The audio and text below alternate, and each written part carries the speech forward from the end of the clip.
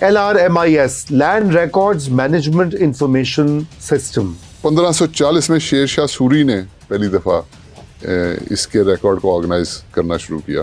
Economy को grow करने का एक इंजन बन चुका है। क्यों? इसलिए कि लैंड को अब ट्रेडेबल एसेट कंसिडर किया जाता है। 2007 के अंदर वर्ल्ड बैंक जो है वो एक प्रोजेक्ट लेकर आया $115 मिलियन का और spread over 10 years. Prime minister को भी कोई इंफॉर्मेशन चाहिए होती तो उसको पटवारी के पास जाना पड़ता। भाई ये पटवारी से इसको रिकॉर्ड को मुंतकिल करके तो कंप्यूटर्स के अंदर ले आए। महज कंप्यूटर के अंदर मालूमात डाल देना या डेटा डाल देना वो ज़रूरी है और अच्छी चीज़ है, लेकिन वो काफ़ी नहीं है। जब आप इस तरह से हैपहैज़र्ड तरीके से ग्रोथ करते हैं तो आपके कंट्रोल में कुछ नहीं है, आप कुछ नहीं प्लान कर सकते। सही। वो पैसे एजेंट को मिल जाते हैं, एजेंट अपना उसमें से कमीशन निकालता है।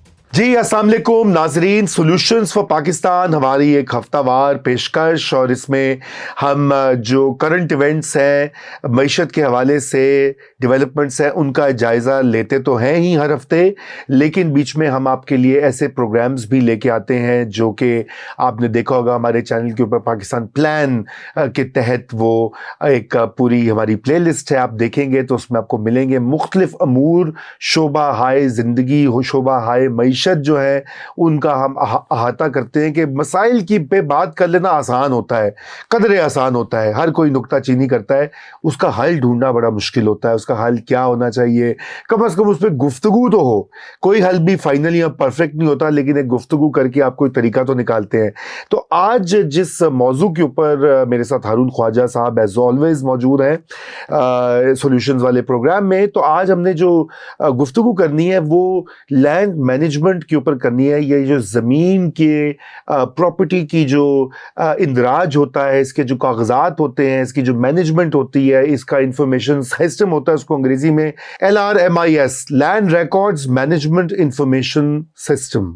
ये हमारा जो रवायती पटवार खाने तहसील वाला निज़ाम है उसकी ऑटोमेशन की कोशिश की गई है, दुनिया के कई ममालिक में हुई है, ताकि लोगों को सहूलत भी मिले, मईशत का भी उस पर फ़ायदा हो, एक सर्टेनिटी हो, एक कॉन्ट्रैक्ट इन्फोर्समेंट में फ़ायदा हो। इन सब अमूर पे बात करेंगे।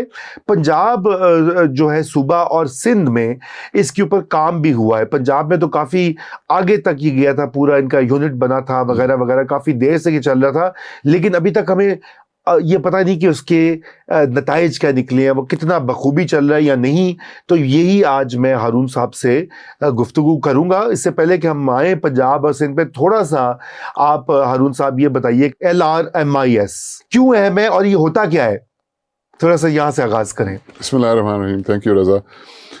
सो बेसिकली थोड़ा इसका बैकग्राउंड आपको दूं, हिस्ट्री, कि ये इस खित्ते के अंदर ये जो ज़मीनों का जो रिकॉर्ड था उसकी ऑर्गेनाइजेशन वो बड़ी पुरानी उसकी हिस्ट्री है। तो 1540 में शेर शाह सूरी ने पहली दफ़ा इसके रिकॉर्ड को ऑर्गेनाइज करना शुरू किया। फिर 1566 में मुग़ल बादशाह अकबर के दौर में राजा टोडर माल उसने इसको फर्दर इम्प्रूव किया। फिर 1863 में ब्रिटिश राज जब था तो उन्होंने फिर revenue survey and settlement department बनाया। एंड फिर 1876 में फर्स्ट लेजिस्लेशन ब्रिटिश ने प्रोमलगेट की लैंड के लैंड रिकॉर्ड्स, लैंड रेवेन्यू वगैरह के सिलसिले में। फिर पाकिस्तान बनने के बाद 1967 में पाकिस्तान लैंड रेवेन्यू एक्ट बना और 68 में लैंड रेवेन्यू रूल्स बने। तो ये तो क्विक इसका आपको एक बैकड्रॉप दे दिया। अच्छा जी, क्यों आजकल के दौर में क्यों इसको ऑर्गेनाइज करने की और रिकॉर्ड करने की इसकी क्या ज़रूरत है? ज़रूरत इसलिए है कि जी ये एक अब दुनिया के अंदर इकॉनमी को ग्रो करने का एक इंजन बन चुका है। क्यों? इसलिए कि लैंड को अब ट्रेडेबल एसेट कंसिडर किया जाता है, यानी कि ये एक मेजर फॉर्म ऑफ एसेट बन चुका है। तो over a period of centuries history में आप जाएं तो वो एक ज़माना था जबकि लैंड की वैल्यू बेसिकली सिर्फ एग्रीकल्चर होती थी। तो अब जो वैल्यू जो है एग्रीकल्चर तो है ही, लेकिन उससे और बहुत ज़्यादा इसकी वैल्यूएशन हो चुकी हुई है, तो it's become like a tradable asset. अब उसको ट्रेडेबल एसेट बनाने के लिए आपको सिस्टम्स चाहिए, मॉडर्न डे सिस्टम्स, ताकि वो किसी भी कमोडिटी की तरह उसको ट्रेड किया जा सके। तो ये लैंड रिकॉर्ड्स MIS पे आने से पहले लैंड रिकॉर्ड्स जो हैं इसलिए चाहिए थे। तो वो फिर जो पुराना सिस्टम चल रहा था उसमें हमारा वो जो आपने पटवार खाना का पटवारी तहसीलदार वगैरह, वो तो सिस्टम एक चल रहा था, वो लट्ठे के ऊपर उन्होंने सारे ड्रॉ किए होते थे उधर। And up until recently about 15-20 साल पहले तक यही काम चल रहा था।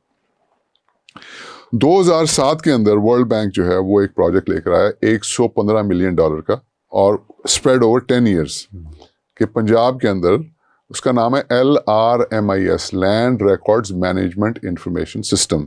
कि जी ये जो आपका सदियों पुराना लट्ठे के वाला सिस्टम है जिसके ऊपर आप वो लाइनें लगा के तो अपने लैंड रिकॉर्ड्स को मेंटेन करते हैं। आई प्रिज्यूम आप तो खैर इसमें रहे हुए हैं। जी तो मैं खुद लट्ठा देखता रहा हूँ। तो लट्ठा इसलिए कि वो फिर खराब नहीं होता, कागज खराब हो जाता है, कागज बिल्कुल। तो सो उसके ऊपर रिकॉर्ड्स होते थे। अब होता ये था कि पटवारी जो है वो हमारे कल्चर के अंदर एक बहुत इम्पोर्टेंट, वो लोवेस्ट रैंकिंग ऑफिशियल है लेकिन मोस्ट इम्पोर्टेंट एक एंटिटी बन चुका है अभी भी। जी हाँ। तो एक रीज़न ये था कि पाकिस्तान में जो वो the idea of land being a tradable commodity वो बन नहीं पा रहा था, क्योंकि ये एक फरसूदा सिस्टम जो कि दुनिया आगे निकल चुकी थी, हम पुरानी सेंचुरीज ओल्ड सिस्टम चला रहे थे। उसकी मेन वजह ये थी कि वो इन्फॉर्मेशन ही किसी के पास नहीं होती सिवाय पटवारी के। सही। और patwari became important because he held the information. वो बगल में अपना जो है ना वो लट्ठा लेके उसको हर चीज जो थी वो उसकी बगल में होती थी, और अगर किसी प्राइम मिनिस्टर को भी कोई इंफॉर्मेशन चाहिए होती तो उसको पटवारी के पास जाना पड़ता था। वो आप ACDC वगैरह असिस्टेंट कमिश्नर डिप्टी कमिश्नर रह चुके हैं, आपको भी जब ऊपर से कोई आते होगी ऑर्डर तो आपको भी पटवारी को के पास जाना, इतना वो इम्पोर्टेंट था, और अभी भी टू अ सर्टेन एक्सटेंट है।